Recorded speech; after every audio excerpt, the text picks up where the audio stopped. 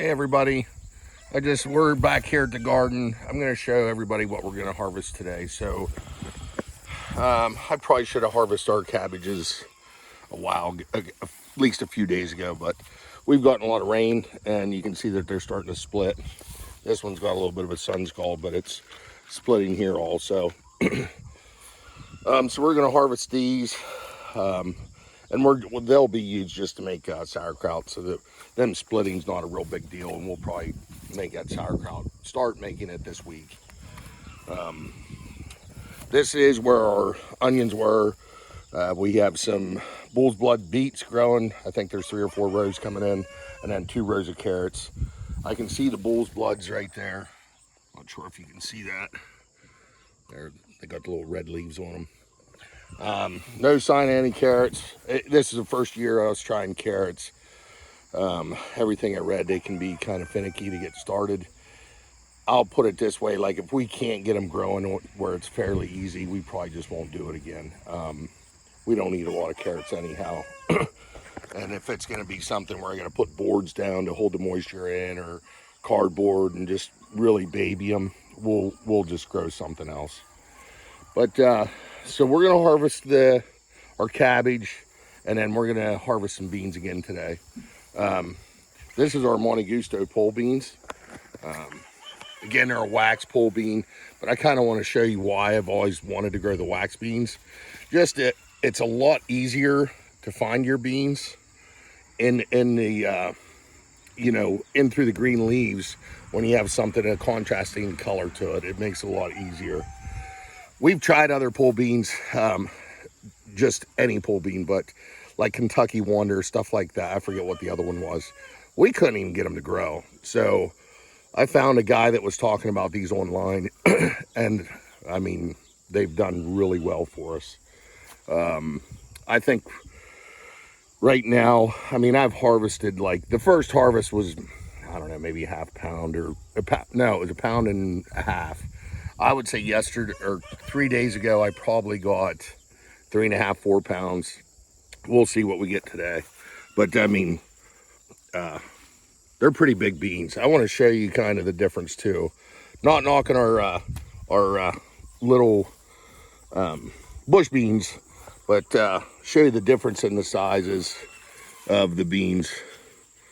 So but this is kind of our typical green bean then.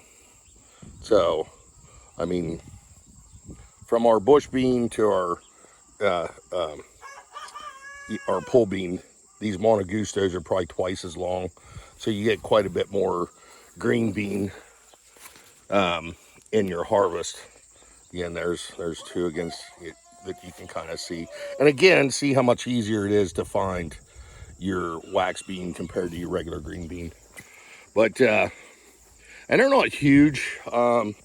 I don't know. These are probably 4 foot tall, I would guess. Maybe 5. Now these ones were, sorry about the weeds. I don't weed the garden that often. Just kind of tromp them down and keep on going. But these ones here, they were planted. So this is a Monte Gusto also. These ones were planted. But see, and in there it's quite easy to find where your beans are at. What I do is, so here they're kind of a little bit greener. I don't pick them until they get yellow. And they get, again, quite large. We were picking them probably originally like this because I thought they were done. And they're starting to make a little bit of a bean, but nothing too much. But just make sure they're really yellow before you pick them. And what was I saying with this one?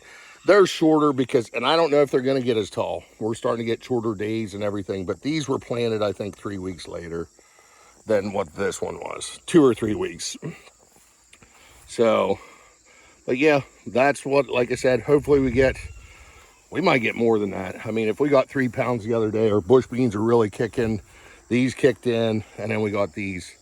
I mean, so if we get 5 pounds today, that means we'll be blanching and freezing, I guess, like 8 pounds, 9 pounds of beans tonight. And then last year they all averaged around 7 pounds, so we'll see if we can get that again.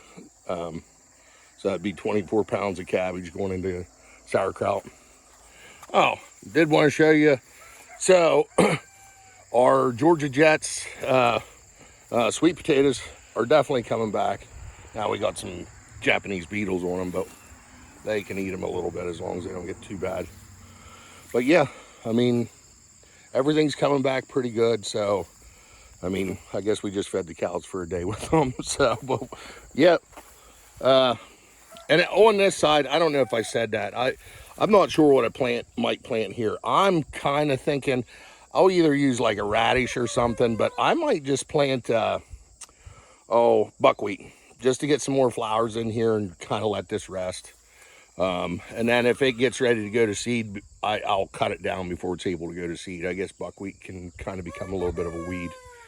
But just to get more flowers in here. All right, guys, I better get to work before it gets too hot. We'll talk to you later.